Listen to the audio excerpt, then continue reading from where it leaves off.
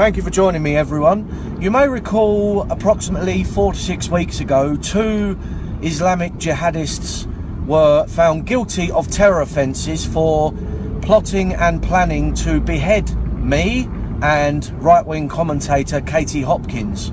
Today, both of these terrorists were sentenced.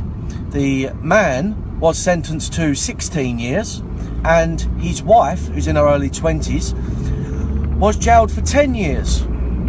Now, both of these jihadists actually purchased a realistic kind of dummy and a huge army knife where they could practice beheading me.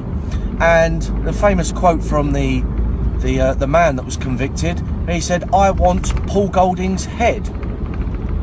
Now, they were found guilty and they were sentenced today. But the purpose of this video is to ask, why on earth wasn't I warned about this? The police have a duty to inform public figures of serious and credible threats to their life. Now, I did not receive so much as a text message or an email or a phone call or a police visit or be asked to come into a police station. I did not receive an official Osman warning, even though these two were plotting all the way back in 2015. I wasn't told.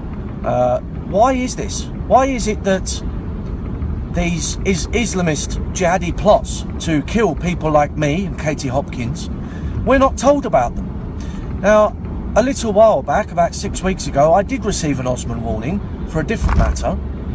And recently we've come under a lot of pressure with a lot of death threats, and Special Branch are actually in contact with Jada Franson, and they're taking precautions to help keep her alive. This is the kind of pressure and stress that myself and Deputy Leader Jada Franson are subjected to on a daily basis. We don't mind, to be fair. We fear no one or anything. We are completely unfazed by all these numerous threats to our lives. We will never give up. We will never back down. We will never slacken in our mission to save our country and for our nation to survive. That's what our lives are dedicated to. But the police are either failing in their duty or deliberately not telling us about serious and credible threats to your life. So you take your pick.